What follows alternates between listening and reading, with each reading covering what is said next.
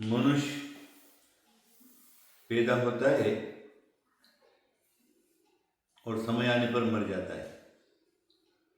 मनुष्य जीवन के 3 पड़ाव हैं: जन्म, जरा और मरण। जन्म हुआ तो बुढ़ापा अवश्य आएगा ही आएगा। बुढ़ा हुआ तो मरेगा अवश्य। तब 50 साल की उम्र के बाद बुढ़ापा प्रारंभ हो जाता है। सबसे पहले जब वृद्धत्व मनुष्य के शरीर में प्रवेश करता है तो घुटने जाते हैं, फिर कमर जाती है, पाचन शक्तियां कम हो जाती है, दांत सब गिर जाते हैं, आंखों से दिखना कम हो जाता है, कानों से सुनना कम हो जाता है और गर्दन और शरीर पूरा कांपने लगता है। जहाँ पर शरीर के स्वरूप को बताया है, बूढ़ों का वृद्धत्व का स्वरूप बताया है शंकराचार्य ने। शंकराचार्य एक बहुत बड़े हिंदू धर्म में संत हुए हैं। उन्होंने कहा, अंगम गलितम फलितम मुंडम दशन विहीनम जातम तुंडम वृद्धो याति गृहीत्वा दंडम तदपि न मुंचति आशा। अंगम गलितम, अंग गल जाएगा। फलितम मुंडम, शरीर के केश सारे के सारे पलित हो जाते, सफेद हो जाते, झड़ जाते। दशन विहीनम, दांत से विहीन, जैसे पुराने जमाने में पर्वतीय गुफा होती है वैसे मुंह हो जाता है। जातम तुंडम, तुंड हो जाता है। अंगम गलितम अंगम पलितम मुंड दशन विहीनम जातम वृद्धो याति गृहीत्वा दंडम, बुढ़ा हो गया, गृहीत्वा दंडम, हाथ में दंड लेना पड़ता है। अंगम गलितम फलितम मुंडम दशन विहीनम जातम वृद्धो याति गृहीत्वा तदपि न मुंचति आशा। ये सारा का सारा हो जाने के बाद भी मनुष्य जो है आशा पिंड को नहीं छोड़ता और उसकी आशाएं बढ़ती जाती।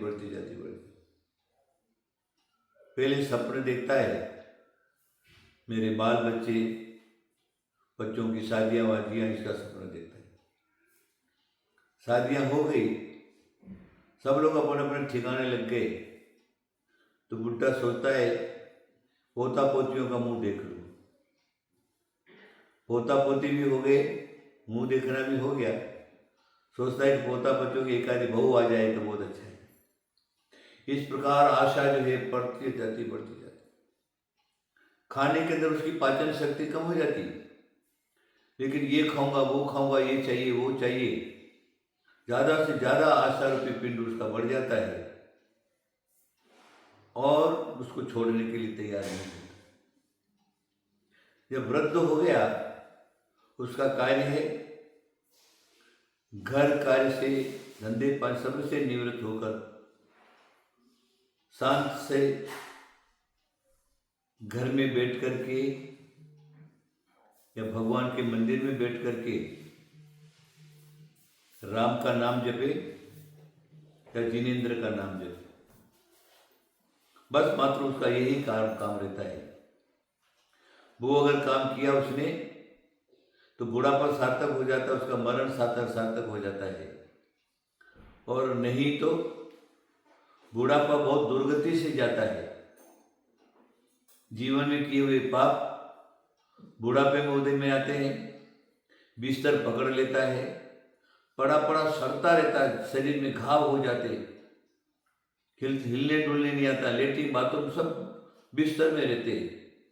नरक शरीर की यातना भोगनी पड़ती है, भगवान से मरण मांगता है, लेकिन तो भी उस बुढ़े को मरण नहीं होता, वो दुर्गति रहती है। इससे ऐसे मरण से तो भगवान का नाम जपते मरे, अच्छी क्वालिटी से मरे, अच्छी तरह से मरे, संयम और चारित्र से मरे, हमारा कल्याण होगा। कल्याण का रास्ता तो यही है, उसको हमें अपनाना है। पहले ब्रह्मचर्य आश्रम, फिर दूसरा जो क्या है वो वानप्रस्थ आश्रम। इस प्रकार आश्रमों के भेद हैं।